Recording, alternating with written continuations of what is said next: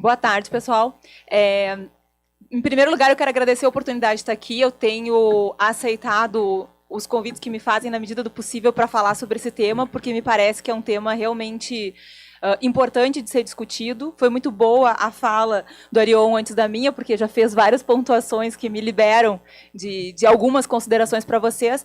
Mas eu queria falar, assim, acho que falar do negociado sobre o legislado é falar de toda a reforma trabalhista, porque, na realidade, quando a gente fala em reforma trabalhista, nós estamos falando num projeto de alteração radical da forma de convívio social. E a tal da reforma trabalhista é apenas um dos elementos, dos tantos elementos desse projeto. E me parece que a gente não tem como falar sobre isso sem, inicialmente, pontuar duas questões importantes. A primeira é, por que nós temos direito do trabalho no Brasil? A gente precisa lembrar disso. Porque, afinal de contas, o direito do trabalho é decorrência de uma opção social que nós fizemos há muito tempo atrás. Quando nós optamos por ter um Estado baseado numa relação social que não só admite, como também estimula que as pessoas troquem tempo de vida por dinheiro, nós criamos a necessidade de criar normas trabalhistas.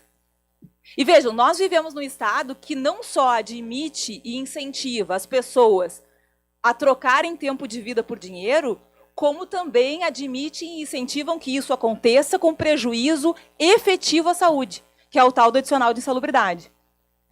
E essa escolha social que fizemos já há alguns séculos demonstrou ao longo dos anos ser uma escolha perniciosa para o próprio convívio social. As pessoas começaram a adoecer, a morrer cedo.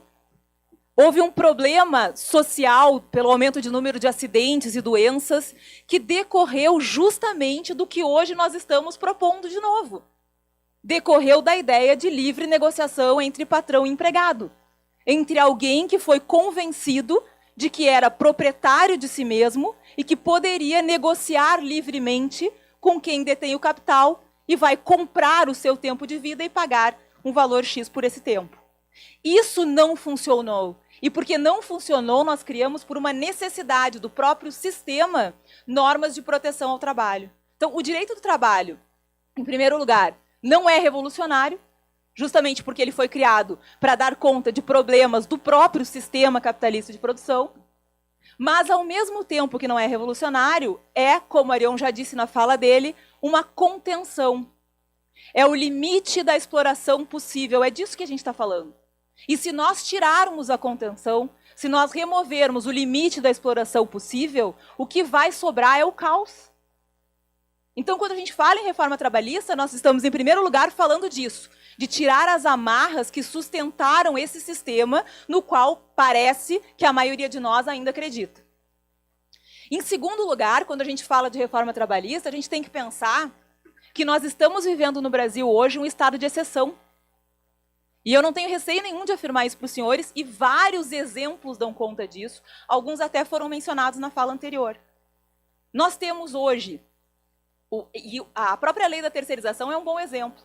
Nós estávamos discutindo um projeto de lei, né, Magda, que era o PL 4330, depois PLC 30, estávamos discutindo amplamente os termos desse projeto de lei. Fizemos audiência pública por todo o país falando sobre ele. Ele estava tramitando no Congresso dentro de uma lógica, bem ou mal, de discussão pública do que é a terceirização. E estava sendo rejeitado pela sociedade. Em todas as audiências que fizemos, a rejeição era completa à regulamentação da terceirização por todos os efeitos nocivos que ela causa. Bom, o que faz o Congresso Nacional diante disso? Desengaveta um outro projeto, de 98, que não foi debatido, que tinha sido aprovado por um Senado com uma composição completamente diferente em 2002, faz tramitar num regime de absoluta urgência a portas fechadas e aprova, em pouquíssimo tempo, a Lei 13.429. Ou seja, nós estamos diante de um processo legislativo democrático? É claro que não. Olhem o que acontece com a chamada reforma trabalhista. Nós tínhamos um PL 6787 com 11 artigos. 11 artigos. Que foi para uma comissão que deveria analisá-lo. E volta da comissão com um relatório de análise sobre esse projeto de lei com mais de 100 artigos, que altera mais de 200 artigos da CLT. Não dá para chamar o que veio da comissão do relator Rogério Marinho como um substitutivo ao PL 6787. É outra coisa, é completamente diferente. É a soma de vários projetos de lei em tramitação no Congresso Nacional e de várias orientações jurisprudenciais, como já foi dito aqui, que interessam à CNI. Porque se vocês pegarem a cartilha da CNI, que é publicada todo ano, vocês vão encontrar lá o texto da reforma trabalhista.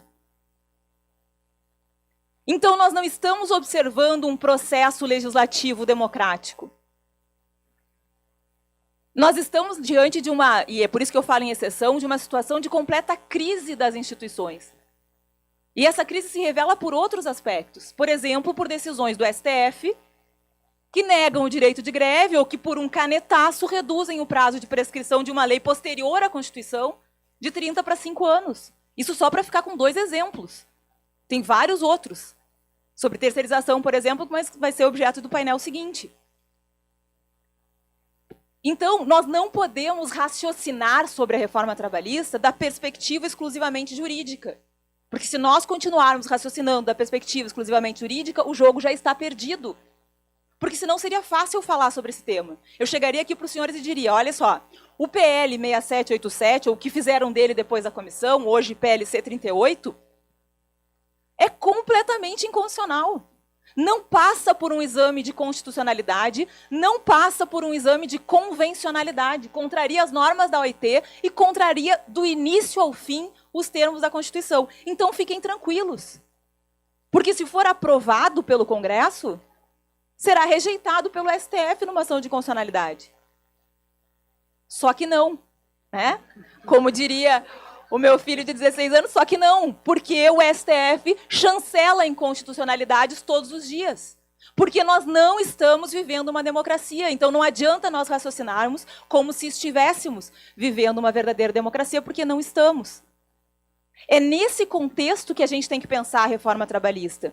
E por que eu digo que ela é um elemento dentre tantos? Porque esse desmanche, e até me parece que é incoerente falar em reforma, porque nós não estamos reformando, nós estamos destruindo, nós estamos fazendo terra arrasada do que é hoje a legislação trabalhista para aprovar, se esse processo continuar na direção em que se encontra hoje, um código empresarial. É isso que a gente está fazendo. E os exemplos que foram dados aqui na fala anterior, mais alguns que eu vou trazer para os senhores, demonstram claramente, não há nesse PLC 38 um único artigo que garanta ou que, sei lá, modifique para melhor um direito já existente. Todos os artigos desse PLC 38 são contrários ao interesse dos trabalhadores. Todos. E isso, então, não é uma reforma, é uma parte de um processo de desmanche completo do que nós entendemos por Estado Social no Brasil, que começa e tem um golpe muito grave com a aprovação da PEC 55, que está destruindo por dentro já a Justiça do Trabalho. Com a Lei Orçamentária de 2016, em que no relatório, na exposição de motivos da Lei Orçamentária, o relator diz expressamente que o corte no orçamento da Justiça do Trabalho estava sendo feito para que os juízes parassem de ser tão condescendentes com os trabalhadores, repensassem suas posições. Faz parte desse projeto a reforma previdenciária. E, aliás, aqui evidencia-se muito bem a falácia do discurso insistente da mídia, do qual o Paulo falava antes, que todos os dias nos martela com a ideia de que é preciso reforma trabalhista e reforma previdenciária. Basta que nós confrontemos reforma previdenciária com reforma trabalhista. Todos os dias nós ouvimos dizer que é necessário reforma da Previdência para arrecadar mais, porque a Previdência é deficitária, certo? Pois bem, a reforma trabalhista, do início ao fim, retira a contribuição previdenciária. O artigo 457 é alterado para dizer que prêmios e abonos não são remuneração, numa lógica que era a lógica do século XVIII, o que nos prova que nós não estamos falando em modernização, nós estamos falando em retrocesso, de remunerar todos por cumprimento de metas, por produtividade. E essa era a lógica no século XVIII. Foi uma conquista da classe trabalhadora ter salário fixo. Disso que nós já abrimos mão, porque a remuneração por metas já é uma realidade, e que agora nós vamos colocar na legislação trabalhista que a remuneração por produtividade não é mais remuneração, é indenização. O que isso significa? Não tem contribuição para a Previdência. A reforma estimula a chamada pejotização, não tem contribuição para a Previdência. Estabelece o tal do trabalho intermitente, talvez uma das piores alterações que se propõe, que é a institucionalização do bico. É isso. Mas é isso. O trabalhador vai ser contratado, ele não sabe em que dias e horários ele vai prestar serviço. E a disposição legal, gente, é de que se ele disser que pode, o empregador tem que avisá-lo com 3 dias de antecedência. Imaginem como vai ser a vida desse sujeito trabalhador se isso for aprovado. Com 3 dias de antecedência tem que avisar qual é o dia e horário em que vai precisar do trabalho dele naquela semana. Se ele disser, ok, eu vou, e depois, por algum motivo não for, tem que pagar multa para o empregador. Multa! E só vai receber pelas horas que trabalhar. Ou seja, não vai receber por descanso, não vai receber o valor do salário mínimo, porque o próprio projeto deixa muito claro que o valor do salário tem que ser calculado por hora. E ele só vai receber pelas horas que efetivamente trabalhar. Ou seja, isso significa redução da contribuição previdenciária. Então, das duas, uma, ou tem alguém nos enganando, ou o objetivo da reforma previdenciária não é arrecadar mais. Ou o governo está sendo contraditório com uma reforma e com outra. É evidente que a reforma previdenciária não está sendo feita para arrecadar mais. É evidente que a reforma trabalhista não está sendo feita para aumentar o número de empregos. Se quisessem realmente aumentar o número de postos de trabalho, que fizessem tramitar a PEC 89, que é de 2015 e não anda, e que propõe a redução da carga semanal para 40 horas. O raciocínio é muito simples. Se nós reduzirmos a carga, o tempo de duração do trabalho, a empresa vai precisar de mais trabalhadores para realizar as mesmas tarefas. Agora, se nós aprovarmos um texto de lei que diz que é possível trabalhar 12 horas sem intervalo, que é o que está dizendo essa proposta de alteração, de destruição da legislação trabalhista, é evidente que a empresa vai precisar de menos empregados para cumprir as mesmas tarefas. Então, não há nada que evidencie nesse projeto que realmente irá gerar novos empregos. Aliás, não existe estudo nenhum no mundo que demonstre que precarizar ou retirar direito social garante a abertura de novos postos de trabalho. Também não há um objetivo de modernizar, porque se fosse o caso de modernizar, nós não estaríamos reeditando situações que eram prática comum no século XVIII. Já falei para vocês da remuneração por produtividade, mas posso falar também da terceirização. Terceirização também já existia. Se vocês lerem o Capital de Marx, vocês vão ver Marx falando em 1840 que a figura de um atravessador entre o trabalhador e quem toma o seu trabalho é o que determina a redução de salários e incentiva o trabalho infantil, que é o que hoje está comprovado por inúmeras pesquisas e relatórios do Ministério Público, da OIT, demonstrando que a terceirização facilita e estimula a exploração de trabalho infantil, a exploração de trabalho em situação análoga de escravo, etc. Nós não estamos modernizando, nós estamos retrocedendo. Faz parte também desse mesmo pacote a reforma do ensino médio.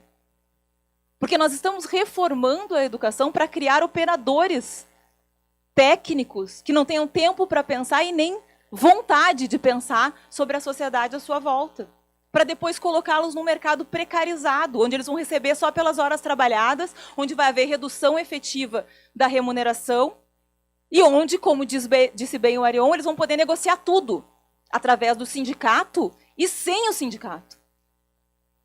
Porque tem 2 previsões nessa alteração legal que afastam o sindicato da negociação. A primeira é a tal da figura do representante do empregado para empresas de mais de 200 empregados.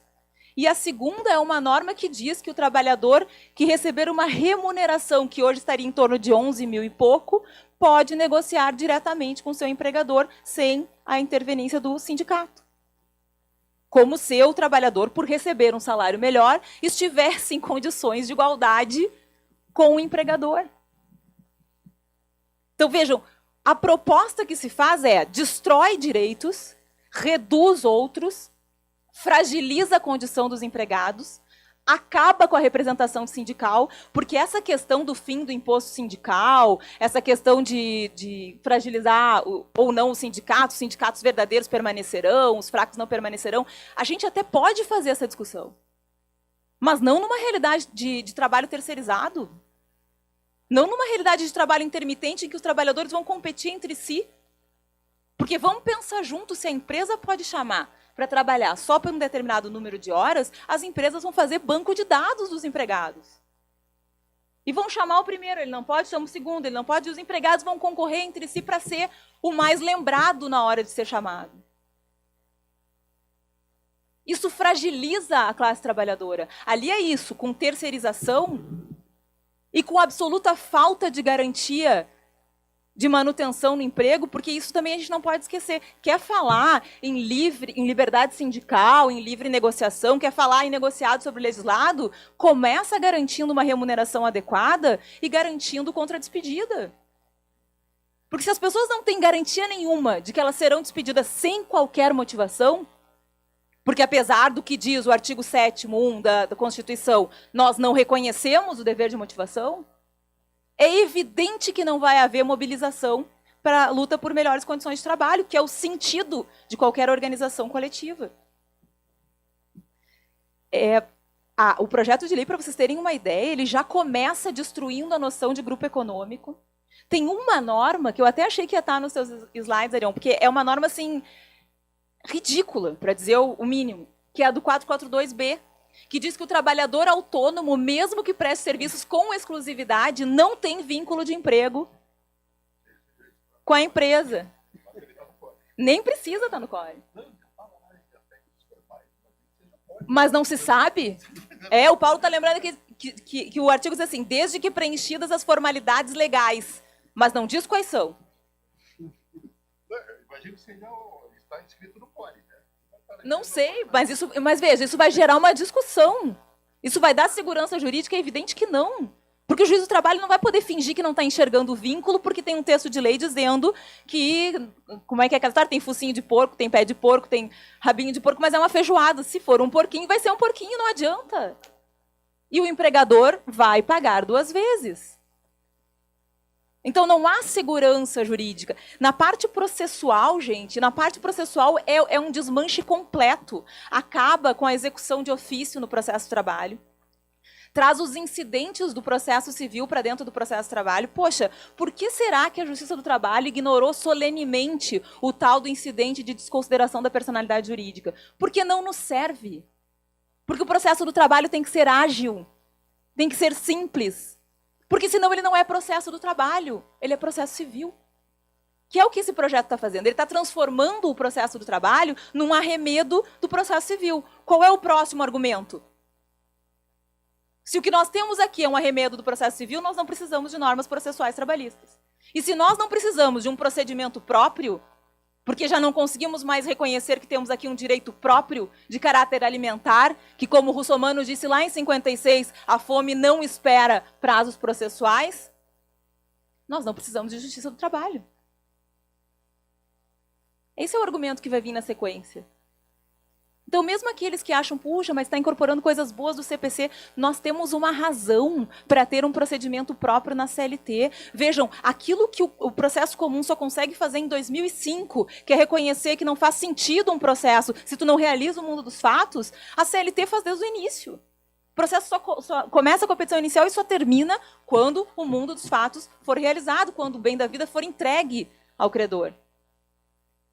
É isso que nós estamos desnaturando. E tem outras regras que são, assim, pequenos caprichos dos empregadores. Por exemplo, tem uma norma que vai dispor que o empregador só pode ser incluído no BNDT depois de 60 dias de estar devendo. Por quê? Qual é a razão para isso?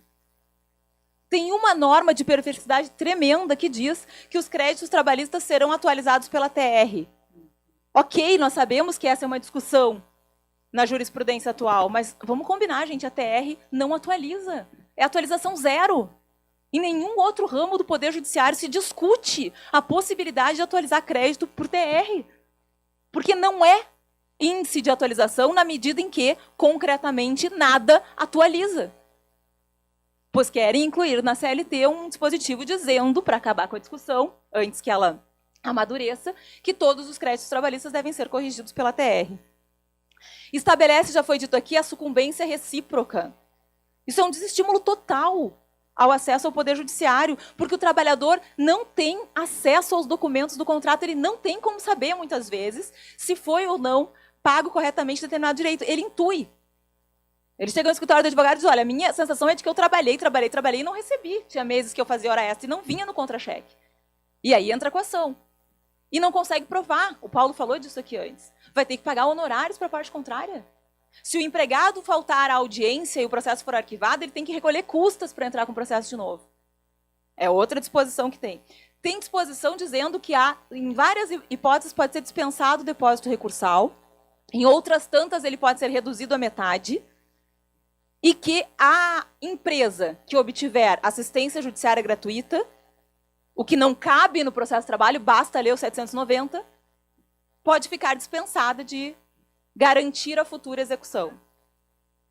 Ou seja, de pagar a conta. Porque qualquer pessoa que conhece a realidade do processo do trabalho, da justiça do trabalho, sabe que mais de 70% das reclamatórias não são passíveis de uma execução completa, porque não se consegue perseguir créditos depois, e que a única coisa que garante parcialmente os créditos que a justiça do trabalho reconhece é o depósito recursal. É essa garantia da futura execução que está sendo praticamente eliminada por esse projeto.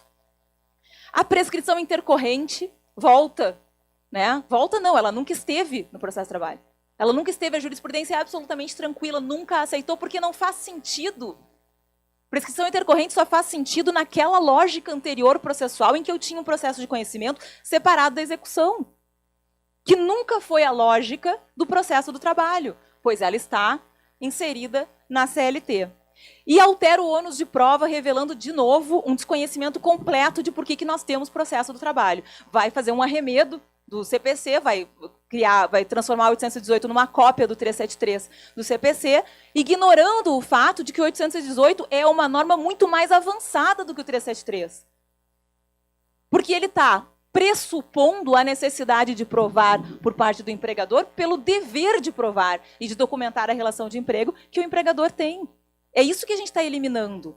Então, assim, e tem mais uma regra que é extremamente perversa no direito material, e que eu não estou ouvindo falarem muito sobre ela. Quando trata lá da questão da gestante, o que diz a CLT hoje? Gestante não pode trabalhar em ambiente insalubre, ponto. Agora diz assim, a gestante não poderá trabalhar em ambiente insalubre se houver um atestado demonstrando que isso é prejudicial à sua saúde. Quem vai fazer esse atestado? O médico da empresa? Vocês percebem o quanto é perverso o que está acontecendo no Brasil? Porque para nós chegarmos ao ponto de estabelecermos uma norma que diz isso, e cujo relatório da comissão justifica a norma dizendo que está tentando evitar a discriminação, e que certamente para a gestante o adicional de insalubridade é algo importante para complementar a renda, é porque nós já nos perdemos de nós mesmos há muito tempo. Só um requisito. Numa das manifestações... Pode, Irene? Não. Só tocando esse assunto. Numa das manifestações do relator, ele disse que se essa norma não for aprovada, as empresas só poderão contratar homossexuais ou mulheres acima de 50 anos. Esse é o argumento jurídico levantado durante um dos debates. Sim. Pois é, vejam aonde nós estamos situados, né? O que está acontecendo de verdade. Por isso que eu digo para vocês que a gente não pode falar em reforma trabalhista. O que a gente está vivendo é um desmanche completo e absoluto de todas as garantias que foram construídas, como disse o Arion, ao longo de décadas na história das relações de trabalho do Brasil, e de uma tacada só. E nós seremos a geração que vai entrar para a história, os nossos filhos vão estudar no livro de história que nós fomos a geração que abrimos mão de todos os direitos que as gerações que nos precederam lutaram tanto para conquistar. É disso que a gente está falando. Porque, concretamente, a aprovação de um projeto como esse, que está tramitando agora no Senado, o que vai produzir é uma redução da contribuição previdenciária, uma redução da condição de trabalho dos trabalhadores e, por consequência, uma piora no convívio social. Por isso que me chama muita atenção quando algumas pessoas dizem assim, A reforma previdenciária move mais a sociedade porque afeta a todos. A reforma trabalhista só afeta quem tem carteira assinada. Lê do engano. A reforma trabalhista vai piorar a situação de todo mundo que vive em sociedade. Porque as pessoas vão perder a possibilidade de convívio familiar. As pessoas vão trabalhar até a exaustão. Nós vamos potencializar algo que hoje já acontece, que é uma sociedade de zumbis, de pessoas que pegam 3 ônibus para ir trabalhar e não conseguem fazer outra coisa em casa do que ter um tempo para dormir. E não tem remuneração suficiente para consumir. E esse é o outro lado perverso da reforma. A reforma será péssima para quem realmente gera empregos no Brasil, que é o pequeno e médio empreendedor. Porque vai acabar com o tempo e a capacidade de consumo dos trabalhadores. Isso já vem acontecendo. A terceirização e a precarização tolerada e estimulada, como disse o Arion, pela própria Justiça do Trabalho, já vem fazendo com que diminua a capacidade de consumo das pessoas e, com isso, pequenas e médias empresas estejam fechando as portas todos os dias. Isso vai piorar se nós aprovarmos uma reforma como essa. Porque nós vamos acabar com o mercado interno. Por isso que a gente precisa pensar, então, a quem interessa tudo isso? Quem está por trás? Quem será beneficiado por algo dessa magnitude que está sendo aprovado, de novo, a portas fechadas, na Câmara dos Deputados? Esse projeto tramitou em praticamente 1 mês. Voltou da comissão, quando voltou da comissão completamente transformado, incluíram em pauta para aprovar o regime de urgência, não obtiveram votação suficiente para isso. No dia seguinte, incluíram de novo.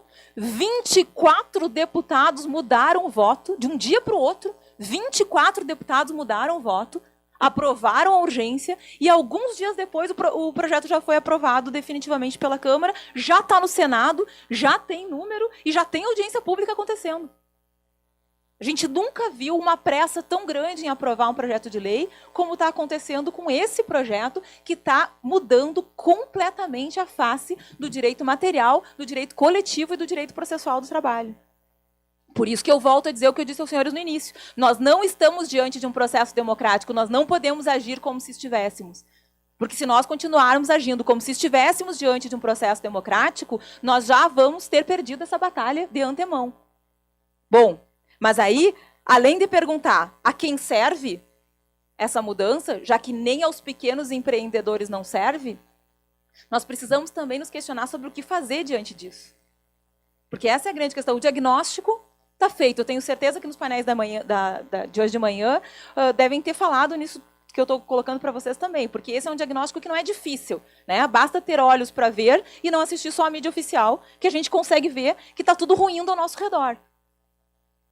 E que existe uma crise, que é uma crise de instituições, que é uma crise do próprio papel do Estado, que perde completamente a centralidade, que é uma crise de instituições que afeta sindicato, como foi dito aqui, que afeta partido, que afeta as nossas noções básicas, que nós vamos ter que, de algum modo, reconstruir, talvez, em outras bases.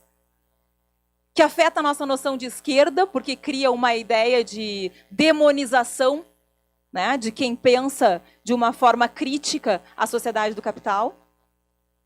Então, o que nós temos que refletir é o que fazer diante disso. É evidente que eu não tenho as respostas, mas me parece que, assim, existem alguns caminhos que a gente precisa refletir seriamente sobre eles e adotá-los. E acho que e adotá-los com uma perspectiva de esperança, porque daí também vou dizer aos senhores algo que é um pensamento meu. Eu e o Grijalbo vínhamos conversando, né, do aeroporto para cá, e ele disse: eu estou muito pessimista. Eu até estou pessimista, mas também acho que nós estamos vivendo uma crise profunda e que a psicanálise nos ensina que crise é um momento de sair da zona de conforto e que isso pode significar mudanças para melhor. O que eu quero dizer com isso? Essa crise pode servir para que a gente perceba que este modelo de sociedade, que não é eterno, que nós construímos nos últimos séculos, que não existiu sempre, já se esgotou. E se esgotou não só porque agora ele entra em mais uma crise aguda, se esgotou porque ele lida com uma lógica de uso predatório das pessoas e da natureza. Eu estava lendo o Le Monde Brasil na vinda para cá, e aí tinha lá um dos artigos dizendo que de 70 até 2010 nós consumimos 52% da fauna existente no planeta. 52%. E que 1% da população mundial tem mais grana do que 99%. Ou seja, deu, né? Será que vai demorar mais quanto tempo para a gente perceber que esse sistema não funciona? Pelo menos não funciona para a maioria das pessoas. Então, numa perspectiva dialética, talvez otimista, nós podemos pensar que esta grave crise que estamos enfrentando hoje, que nem é uma crise só do Brasil, embora essa proposta de reforma que nós tenhamos na mesa aqui no Congresso Nacional não se compare com as reformas que foram feitas nos países europeus, por exemplo, é muito mais drástica, mas o movimento é internacional, como sempre é, entre capital e trabalho, talvez ela sirva para que nós, saindo da zona de conforto em que estávamos nos últimos anos, nos apercebamos de que é preciso alterar radicalmente a nossa forma de convívio social. E aí, comecemos a criar uma racionalidade que nos permita enfrentar isso. Então, assim, se nosso problema é a reforma trabalhista, me parece que nós precisamos resistir à aprovação desse projeto, sem dúvida nenhuma. E como se faz isso? Obstruindo a pauta do Congresso e indo para a rua. É assim que a gente vai fazer. Não é pensando em medidas legislativas ou depois medidas judiciais que possam, de algum modo, conter, porque, não sei os senhores, mas eu não tenho nenhuma esperança que o STF, com a composição que tem, vá dizer futuramente que esse projeto de lei é inconstitucional, como é. Então, nós precisamos impedir que esse projeto tramite. E isso é urgente. Porque se nós não fizermos isso logo, vai passar. Porque, como disse o Grijalba, a conjuntura não é favorável. Para além disso, nós precisamos resgatar, e isso é fundamental, a razão de ser do direito do trabalho. Por que nós temos um princípio da proteção no direito do trabalho? Por que o direito do trabalho não é neutro? Está lá na exposição de motivos da criação da Justiça do Trabalho. A Justiça do Trabalho não é neutra. A Justiça do Trabalho está sendo criada para dar conta da questão social que se estabelece numa sociedade do capital entre o capital e o trabalho. Vamos resgatar os nossos clássicos, vamos reaprender, retomar a razão do princípio da proteção, reconhecer que se nós protegemos o trabalhador, fazemos isso porque ele está trocando tempo de vida, energia física, neurônio por dinheiro, porque é isso que a gente está aceitando. E vamos reconstruir uma teoria das fontes, uma teoria do direito do trabalho que consiga lidar com o que está vindo por aí. Porque nós vamos ter que enfrentar também todo esse desmanche na lógica da linguagem, porque o direito é linguagem, direito é discurso. Nós vamos ter que criar um discurso que se comprometa com o direito do trabalho e que reconheça que essa lei, se aprovada, nada tem a ver com o que é o direito do trabalho nas suas bases, com a razão de existir direito do trabalho numa sociedade capitalista. Para a gente poder construir alternativas dentro do sistema e construir alternativas para além do sistema. Portanto, e não vou passar do meu tempo, a luta. Nós temos muito o que fazer. Muito obrigada pela atenção de vocês.